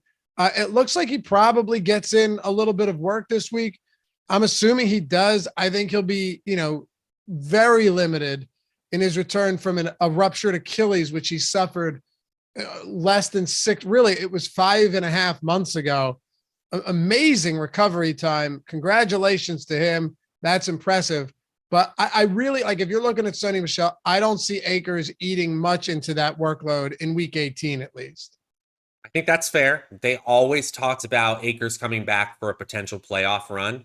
Here we are. Maybe he gets a few snaps, a few touches to just get his feet under him. That makes sense to me. But still, we're projecting Sonny Michel to get a bulk of the workload here. And we're basically seeing his RB17 $6,000 salary on DraftKings as a bargain. So we'll take that.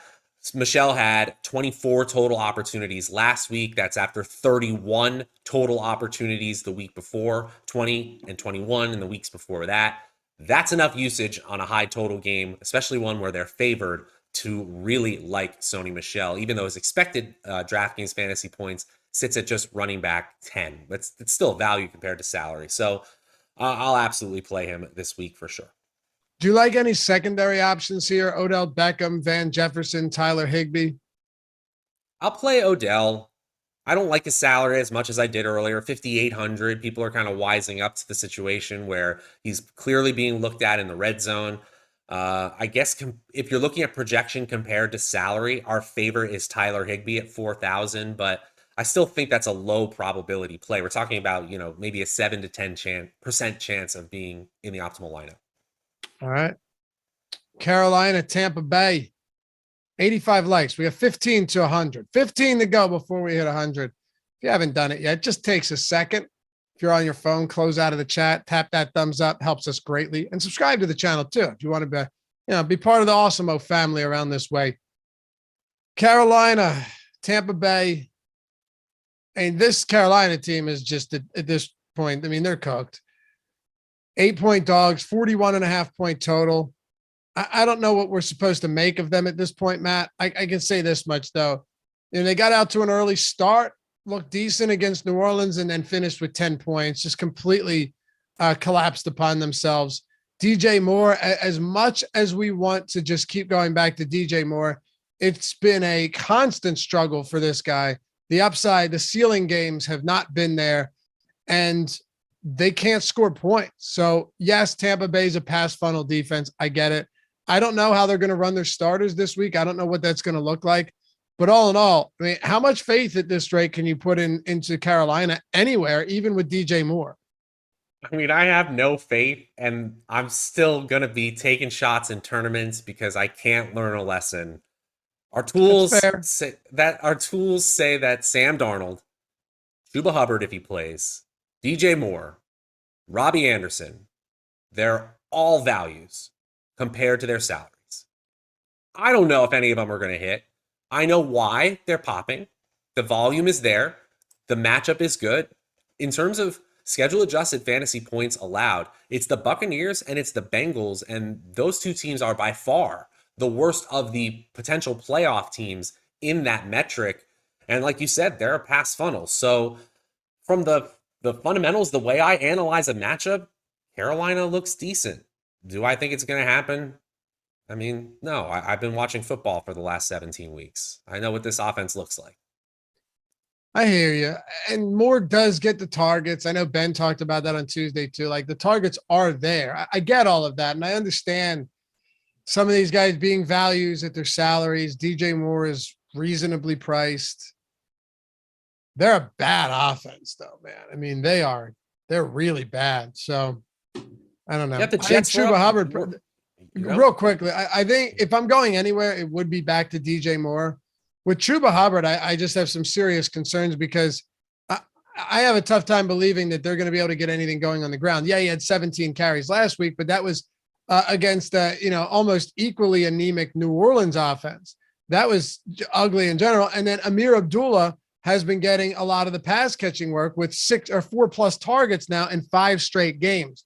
So ultimately, if he's taking pass catching work away from Chuba Hubbard, that just makes him a whole lot less enticing to me. So it's really just DJ Moore for me. And I guess maybe Robbie Anderson, but I probably don't find myself getting there.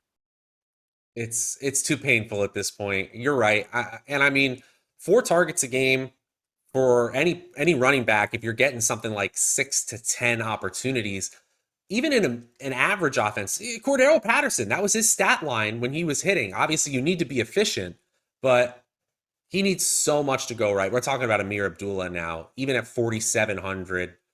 I get it if you're talking about a large field tournament, but yeah, it's just DJ Moore who, we actually still haven't projected inside the top 10 wide receivers. I think that's a little overly bullish, but at wide receiver 21, 5,800 on DraftKings, an obvious value. Yeah, and I'm not saying I like Abdullah. I was saying I don't like what he does to Chuba Hubbard, to be clear. Okay, yeah, that makes sense. Tampa Bay, Ronald Jones is in a walking boot, so that's not great for his prospects heading into Week 18. Keyshawn Vaughn was on the injury report, but he's put in a full practice yesterday. It's very possible that it could be a Keyshawn Vaughn game with Leonard Fournette still on the injured reserve. Le'Veon Bell got a little bit of work, but yeah, you could see Vaughn getting a lot of opportunity here. But ultimately, how much do we expect the starters to play, from Brady to Evans if he's healthy, to Rob Gronkowski, who I think needs 7 receptions for some type of monetary incentive. What are you thinking here? I'm in on Gronk. I'm in on Evans. I will be in on the starting running back. I just realized that Le'Veon Bell is going to outscore Antonio Brown in the final weeks of this Tampa Bay season or postseason here, which if you had told me that at the beginning of the season is not something I would have believed. But I definitely am going to this passing attack against a Carolina defense that is well below average against wide receivers. I think you got a concentrated offense. And while the fact that you have no Brown and no Godwin, it lowers the overall fantasy potential of the passing game, we're still talking about a Tom Brady-led offense that, as far as we know right now, is playing the full game. So I'll take the free square running back if it exists in Keyshawn Vaughn, but I'm happy to go to Rob Gronkowski, who we actually have as the top projected tight end on the slate at 6,300 on DraftKings. 15.1 expected DraftKings fantasy points per game, right in line with expected points in terms of over or under expectation.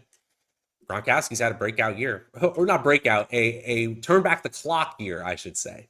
Yes. A resurgence, so to speak. Yes. He looks good, man. With no Antonio Brown, no Chris Godwin. I think you can look there. Someone asked about Cyril Grayson. Yeah, look, that's not the craziest idea. I mean, it really all depends on who it's going to be getting the snaps and running the routes, because there are a bunch of kind of auxiliary options in this passing game. And Tom Brady throws to so many different players. But yeah, Perryman played only 15% of snaps. Scott Miller didn't play at all last game, 0% of snaps. You had Grayson on the field for 64%. And that was with Antonio Brown playing 35%. Yeah, it's not the craziest idea. Him and Tyler Johnson both played a decent amount. I don't think Grayson's a crazy idea at all. He had 8 targets. He found the end zone.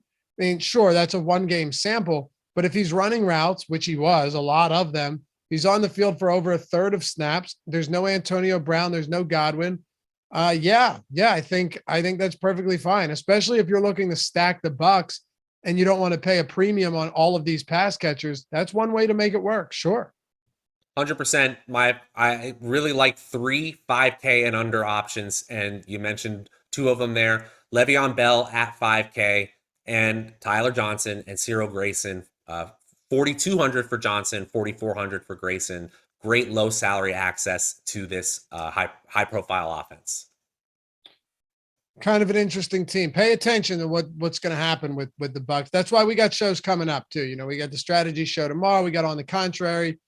We got it Saturday. We got Sunday. The full all culminates right for a 4.5-hour show leading up to 1 p.m. kickoff.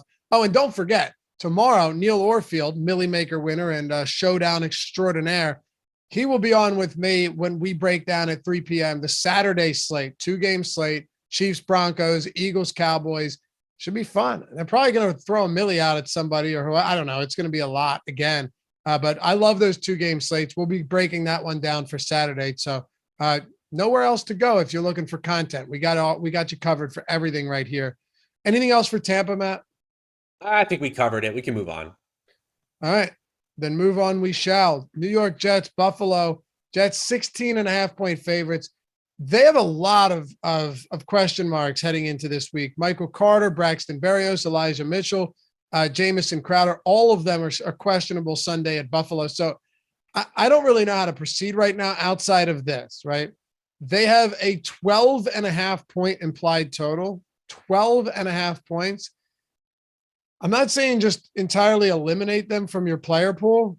I'll get to that, Jordan. We'll do it after this game. That's fine. I'm not saying entirely eliminate them after they're out of the player pool, but I'm saying on a Thursday where we have no idea what's going on and they have a 12.5-point total against the Bills, I'm willing to not do too much analysis on them right now for the sake of wasting your time and mine. Especially if Berrios sits and the running backs are healthier, meaning that we have a running back timeshare. I know Crowder is likely to come back this week. So now you've got competition for Berrios in the slot as it is. I think you're right. I think crossing this team out of your player pool, if you want to play Zach Wilson, who at least has a low ceiling but a high floor due to the nature of his position, when you expect almost no one to go back to the well. I mean, this team did impress somewhat against Tampa Bay's defense last week. I don't think that's the craziest thing, but we don't have projections for Wilson ahead of salary-based expectations at 5,200. Like, don't get it twisted. None of these players actually look good when you compare them to salary. That's a low total team with low value. I think the moving on conclusion is very reasonable. I'm going to be moving on. Well, I'm not going to be moving anywhere. I'm going to be staying right where I am when it comes to Devin Singletary. I'll go right back to the well with Devin Singletary. I have zero hesitation going there. He is getting goal line work. He's getting red zone work. I've said it a lot, but you guys got to hear it. He played 80% of snaps again last week, and that was with Zach Moss active. Granted, I love Zach Moss not to be active, but at this point, I'm not really sure how much that matters. Singletary is the guy. Finally, after 3 years, it took him almost 3 years to realize that, look, Singletary is the best running back on this team. He's efficient. He's averaging 4.6 yards per attempt is not bad at all. He's a quality enough pass catcher. He's coming off a 23 carry game for 110 yards, 2 touchdowns. Look at this, man. This guy, Matt and I talked about this. We talked about this, Matt. Remember we talked about his just touchdown rate compared to carries for his career. Yep. And it was, what was it, like 1.1% or something insane. And now he's got 4 rushing touchdowns over his last 3 games. I love the emergence of Singletary. I love the newfound usage on the ground and through the air and in the red zone. I know he's going to get a little bit of ownership, but they're 16.5-point favorites. I like him again this week, and I'll keep going back there and hopefully keep being right about him. And he's still just $6K in salary. It's not like the salary has moved up.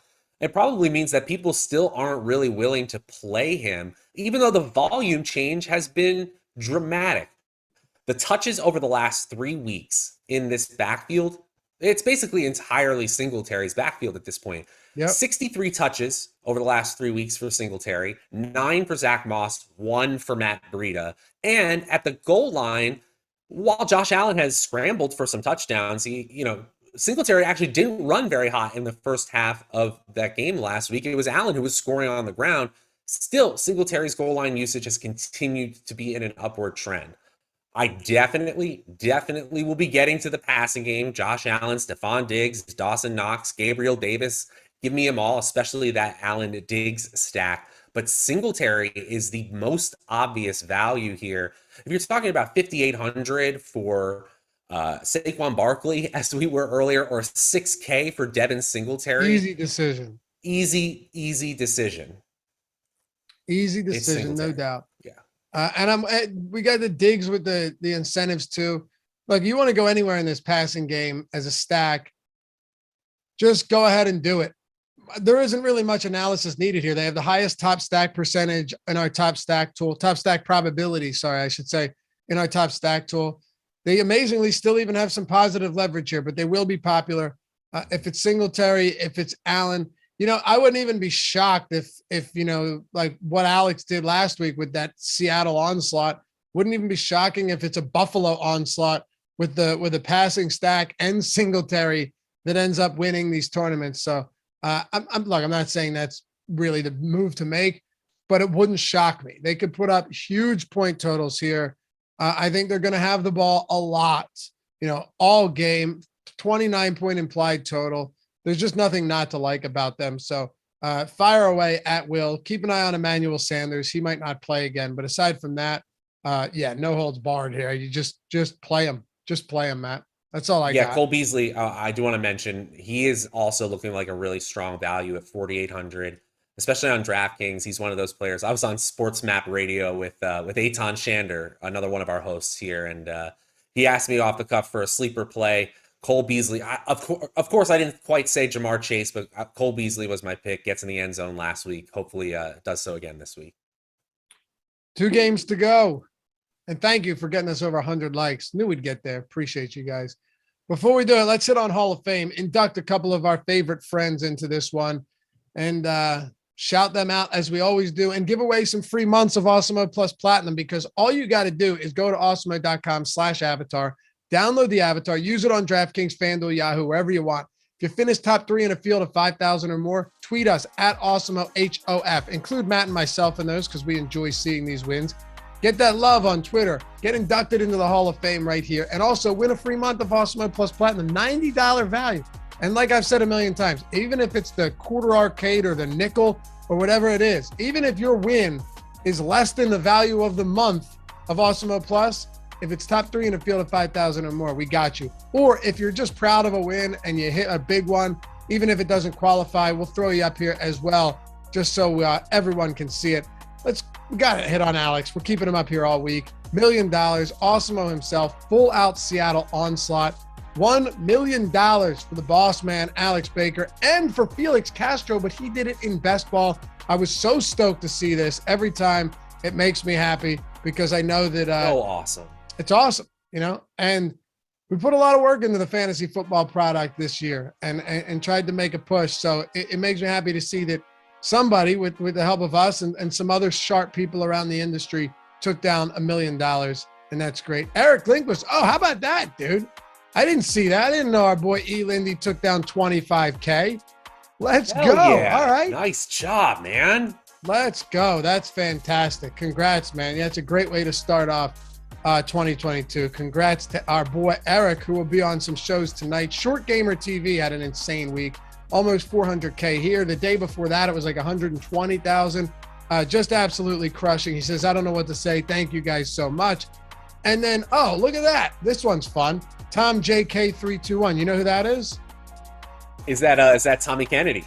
That is Tom Kennedy, CEO of Awesemo. That's the 5K win. Tom, the thing is, Tom is a businessman now. Before, when he was playing, he was taking down 100K what felt like every other day. First place. And then our boy Dave DeRemer in there in 5th place as well. Congrats, fellas.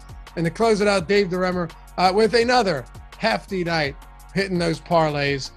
Congrats to you all. You're inducted into the Hall of Fame and get those free months. Pick them up at the window. No, seriously, just tweet us at Awesemo HOF and you'll get the free month. We'll hit you up. All right. New England and Miami. I think this ends up being a fun, competitive game, even though Miami's eliminated. They always play this Miami or New England team tight. They always, for whatever purpose, or try to play spoiler here. But New England could actually clinch the number 1 seed. They have to win. Buffalo needs to lose. Kansas City needs to lose. Tennessee needs to lose. So they will not be getting the 1 seed.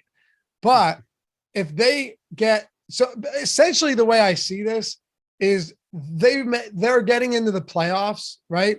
But aside from that, that's it. Because they need Buffalo to lose if they're going to win their division. Not going to happen. Yeah, they're playing the Jets. Hey, I mean, the Jets were winning until 25 seconds left in the game last week? I know, but it's not going to happen. We know that.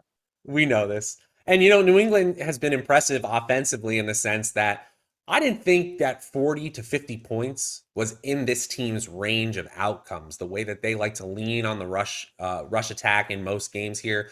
But they've got point totals of 54, 45 against Cleveland in week 10, 50 last week against the Jacksonville Jaguars. And I know Miami's defense is on no level like those bad defenses, but just the fact that that is in New England's range of outcomes means that I need to take more consideration to players like Mac Jones, like Damian Harris, if he's ever able to stay healthy for an entire game here. But if you're just looking at projections compared to salary, honestly, not a single player looks interesting until you get to Nelson Aguilar because he's 3,400. He didn't play last week, so he's out of sight, out of mind. Not even Hunter Henry at 4K looks like a value compared to salary-based expectations. Jacoby Myers, okay. So even if this ends up being an entertaining matchup, we don't have any single player gaining enough of the production to look like a priority option. I'm with you. And this backfield, I know Damian Harris was banged up last game, but I said this coming into it. You really need one of him or Ramondre Stevenson not to be active to feel good about them, especially with their price points coming up. I'm on the same page. This is not a spot that I'm looking to get to. And as far as Miami goes, quite frankly, Matt, I'm not really enamored with them either. You know, Jalen Waddle has been very good. If you want to get to Jalen Waddle, I understand that. But we have 13 games on this slate. We have a lot of teams to choose from. I don't know if you need to get to this spot, be it Gesicki or Jalen Waddle or Tagovailoa, any of these guys really, particularly in the backfield as well, unless there's somebody that you see here that really stands out. It's a tough matchup. This should be a pretty low scoring game with a 40-point total. It all around feels like a fun game to watch, but maybe not a good game to get much DFS exposure to. Oh, 40-point total. That's gigantic for this. I know, Are you right? kidding me? Yeah, it's true. The fact that Waddle gets peppered with targets so consistently will always put him in play for me. I mean, 7 targets last week we can consider that a down week from a usage standpoint for the rookie receiver. That's really good in terms of thinking ahead for his career, because we're at the point where we're kind of expecting him to get 9, 10, 12 targets in a game. Obviously, New England, who isn't bad defensively, they're one of the best teams in the league, actually, in schedule-adjusted fantasy points allowed. They're going to spend a lot of attention on trying to stop Waddle. So I actually think Gesicki at 5,100 and Devontae Parker at 4,900 have some tournament appeal. But I think this backfield is going to be a split. I think Tagovailoa isn't aggressive enough to be worth it at 5,300. I'd rather just get up to the premium salary tier where the ceilings are significantly better at quarterback. So it just leads me back to the PPR monster and Waddle. You can play him at 6,300, but you don't have to. By the way, I see people talking about Dave DeRemer hitting those parlays. Yeah, it's been awesome. I've been hitting them as well using the parlay builder. If you're wondering where a lot of these are coming from, understand you're not going to go in there and every day hit a 5-6 leg parlay with, 25 to 1 odds, but this parlay builder's sick, man. It's totally free at OddsShopper. I don't know how long it's going to be free, but it's right at the top. You click parlay builder. You can decide what leagues you want. I mean, you could just do all leagues. You can decide the type of parlay, 10X. You could do a prop party. You could do a chalk eater, dog days. So you want to bet dogs. You want to bet chalk. You want to bet a 10X parlay. You can decide what book you want, all of that stuff, what your wager amount is. And we put together with our projections, Alex Baker's projections, and managed by some really sharp guys behind the scenes like Sean Zahn and Steve Buzzard and Eddie and so many of these other guys that have just won a ton of money betting and playing DFS. Right here, man, like we'll give you the most optimal parlay out there. And when you're getting X win rates like this, it's unlike anything else. So check them out. I think you'll love it. If you want to dip your toes in the water, and all of us, we like tournaments. We like the big ROI. No better way to do that than some of these 10X parlays and these prop party parlays. They're a ton of fun. And I try and get 1 in or 2 in every single night. All right. So let's close it out then, Matt. 13 games. We're going to come in under the gun. We're going to come in under 2 hours here. New Orleans and Atlanta. New Orleans laying 4.5 on the road, 40-point total. For me, the only thing, and maybe like Marquez Callaway we could talk about, but for me, I think you probably see in a must-win game here. This is a must-win game for New Orleans. Alvin Kamara get a shit ton of work against the Atlanta Hawks this week, or Atlanta Falcons, this week. Yeah, whatever bird they're playing in Atlanta, he's running a lot, because I think you're going to see Taysom Hill and Alvin Kamara try to win this game with their legs. That simple. Alvin Kamara could easily see 25 total opportunities. If it went to 30, I wouldn't be surprised. Is our projection for him all that exciting? No, but I think that we're actually underselling the ceiling here for Kamara. Atlanta hasn't been good defensively all year. They're bottom 5 in schedule adjusted fantasy points allowed. And while they lean towards being a pass funnel, we know the way that New Orleans wins is by controlling the game with Kamara and with Taysom Hill, mostly with his legs. It hasn't been very pretty of late, but I still do think New Orleans has a good chance of pulling off the win here. And if they do, in a plus game script, Kamara could easily smash at 8,300. That's how I see it as well. Not a ton of carries last week, but he made up for it in receptions. He played almost 80% of snaps. He's going to be out there a lot. They need him. You want to get into the playoffs, you ride your best player, and that is by far Alvin Kamara. They clinch a playoff berth with a New Orleans win, so they need to win, and San Francisco needs to lose. Very, very practical or very feasible that this happens. The Niners are road dogs. They play the Rams really well. Don't get me wrong. They do. They play them really well. But they're 4.5-point dogs. So this is a possibility. How do you do it? Lean on Alvin Kamara. I think you could see an absolutely monstrous game from him this week. At least from a volume standpoint, they have to feed him the football. And in Atlanta, Matt, in Atlanta, Kyle Pitts is questionable. I saw this stuff on Twitter too. Like, I don't know if Ridley's ever going to play again, at least not for the Falcons. It's strange. But that stuff coming out today, I'm going to hold judgment on that, especially because it doesn't really matter from a fantasy. What came out today? I saw this yesterday. Yeah. Oh, okay. It was just the same news about. Oh, okay. I wasn't sure if I missed. I wasn't sure if I missed something else. Yeah. Okay. Yeah. It's ugly, but so is this offense. And Matthew Stafford. I saw someone talking about this. They're like, you kind of have to ride for Matt Ryan, especially if you're a Falcons fan, because this dude has had no help. I mean, Calvin Ridley's gone. Julio's gone. His number one receiver, I'm not talking about Pitts, but his number one receiver is Russell Gage. And then if you want to consider a rookie tight end, it's crazy. Yeah, sure, Cordarrelle Patterson's been solid, but Ryan has not had a ton of help this season, and it's been a rough year. They've still won 7 games, though, which was shocking to me that they were actually in playoff contention, leading up to like week 16 or 17 with all of the problems and all the absences they've had in that offense. Yeah, I still think that Matt Ryan, despite the personnel changes, the fact that he didn't have his number one option in the receiving game basically all season long, I still think he hovers right around league average in terms of overall efficiency. True passer rating, he's 14th, and expected points added, he's 17th. Considering the personnel, that's really solid. The reason we don't think of him that way is because he usually sits in years like this where the Falcons have down years.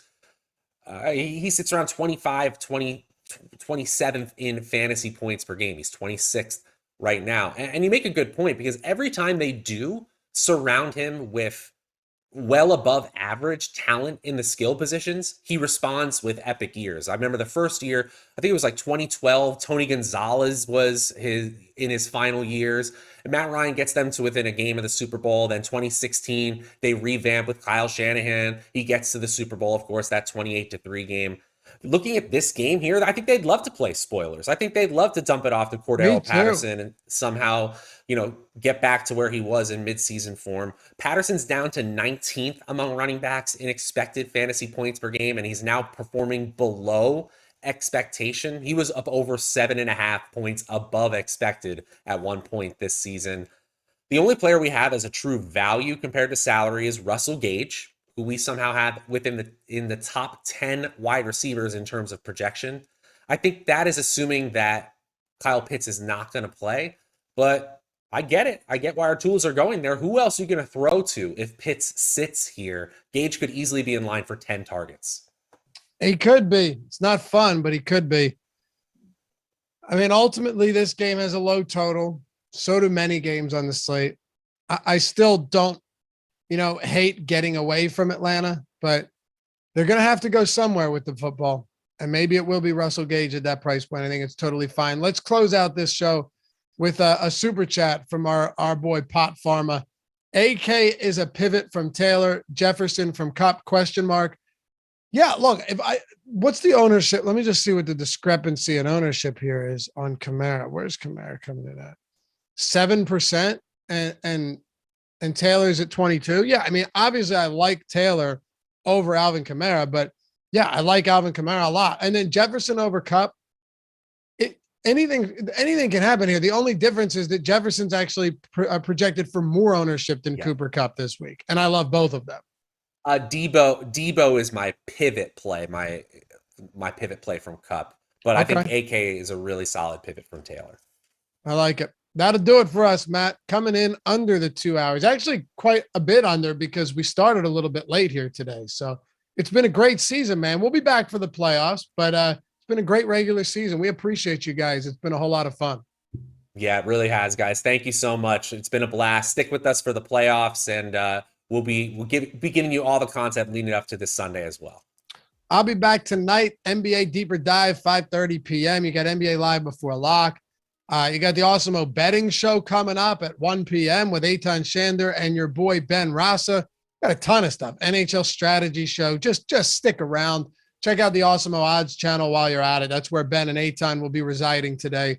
And shout out your boy Jordan Klein, as always, for producing this show. It's a long one, but he hangs in. We'll see you back here next week on the Matchup Show. A little shorter, couple fewer games, but we'll be here as we always are.